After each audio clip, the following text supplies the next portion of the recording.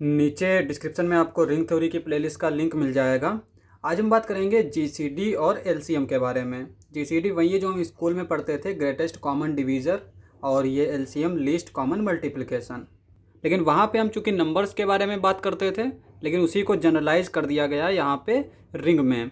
तो यहाँ पे जीसीडी की डेफिनेशन क्या है? Let D be an integral domain and A and B are non zero element, then D belongs to D is defined as GCD of A and B if D divides A, D divides B। दूसरी चीज़, अगर कोई भी number C जो A को divide कर रहा है और B को डिवाइड कर रहा है, तो C जो है वो D को भी डिवाइड करेगा। तो D को बोलेंगे हम ग्रेटेस्ट कॉमन डिवीज़र। एलसीएम की डेफिनेशन क्या है? डेफिनेशन यहाँ पे एलसीएम की भी देख लेते हैं। Let D be an integral domain. यहाँ पे D जो है वो हमारा इंटीग्रल डोमेन होगा, रिंग नहीं लेते हैं हम। A comma B belongs to D और वो ज़ीरो के इक्वल ना हो, यानी नॉन ज़ीरो लेंगे। Then L belongs to D is said to be an LCM of A and B if. पहली कंडीशन क्या है कि A डिवाइड करे L को और B डिवाइड करे L को।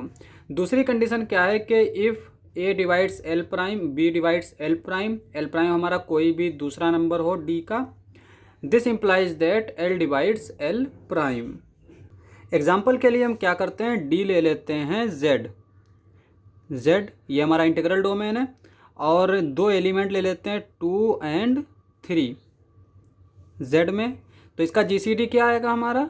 GCD आएगा इसका 2 और 3 का 1। ये चीज़ हम बचपन में पढ़ते थे और डेफिनेशन से भी देख सकते हैं। यहाँ पे इसमें ऐसा नंबर ढूंढना है जो A को भी डिवाइड करे और B को भी डिवाइड करे। तो ऐसा कौन सा नंबर होगा जो 2 को भी डिवाइड करे और 3 को भी डिवाइड करे? वो है 1। ठीक है।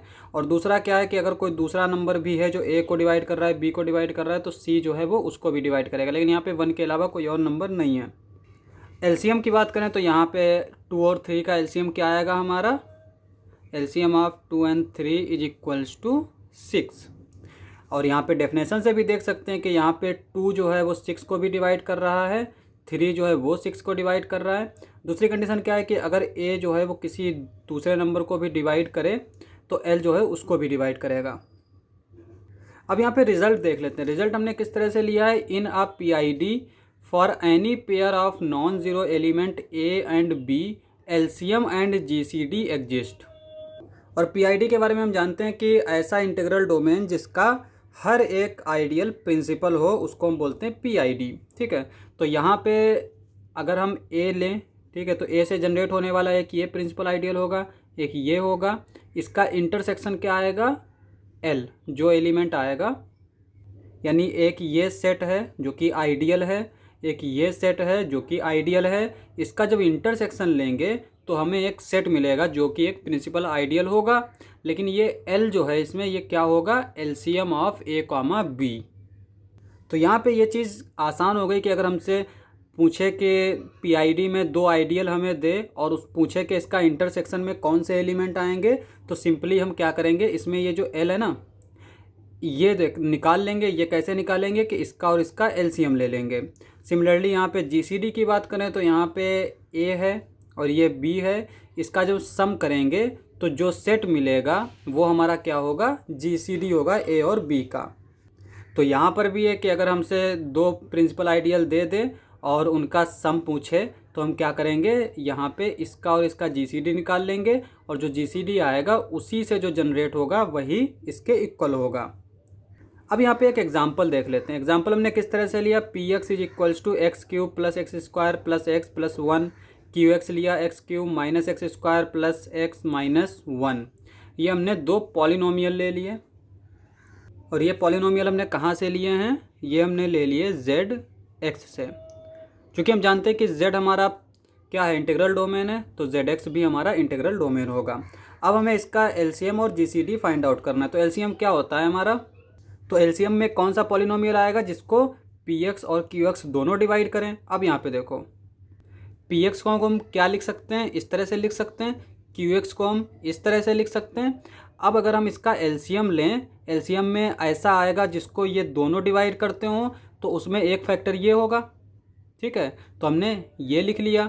दूसरा फैक्टर क्या होगा, ये ज़रूर होना चाहिए, तो हमने ये भी लिख लिया। तीसरा फैक्टर क्या है, ये होना चाहिए, तो हमने इसको भी लिख लिया। और इसको हम नहीं लिखेंगे क्योंकि हमें लीस्ट चाहिए। अब यह कम से कम इतने 3 फैक्टर तो होने चाहिए जब पी एक्स और क्यू एक्स जिसको डिवाइड कर सके, तो इसीलिए एलसीएम जो है वो हमारा ये आ जाएगा। और इसको जब हम सिंप्लीफाई करेंगे तो ये क्या हो जाएगा, एक्स की पावर 4 माइनस 1। जीसीडी क्या होता है हमारा, जो इन दोनों को डिवाइड करे और ग्रेटेस्ट भी हो। तो अब यहाँ पर देखो, इसको भी डिवाइड करे, इसको भी डिवाइड करे, तो क्या क्या पॉसिबिलिटी हो सकती है। अब यहाँ पे देखो, इसका फैक्टर अगर हम करें, सॉरी इसका फैक्टर तो नहीं कर सकते क्योंकि यहाँ पे हमने z लिया है। अब एक चीज़ देखो, यहाँ पे एक्स स्क्वायर प्लस 1 है, यहाँ पे एक्स स्क्वायर प्लस 1 है, तो इसका मतलब जो इन दोनों को डिवाइड करेगा उसमें एक्स स्क्वायर प्लस 1 जो है वो होना चाहिए। दूसरी चीज़, इसके अलावा इसमें कोई भी फैक्टर कॉमन नहीं है। इसका मतलब हम इसके अलावा अगर कोई भी फैक्टर लेंगे तो वो इन दोनों को एक साथ डिवाइड नहीं करेगा। एग्जाम्पल के लिए अगर हमने X square plus 1 into X plus 1 ले लिया तो वो पी एक्स को डिवाइड करेगा, पी एक्स को डिवाइड करेगा, मतलब क्यू एक्स को डिवाइड नहीं करेगा, क्योंकि क्यू एक्स में एक्स प्लस 1 वाला फैक्टर नहीं है। तो यहाँ पे G C D P X comma Q X का क्या आ जाएगा, एक्स स्क्वायर प्लस 1। तो इस तरह से हम जी सी डी और एल सी एम निकाल सकते हैं। तो आज के लिए बस इतना ही, मिलते हैं अगली वीडियो में।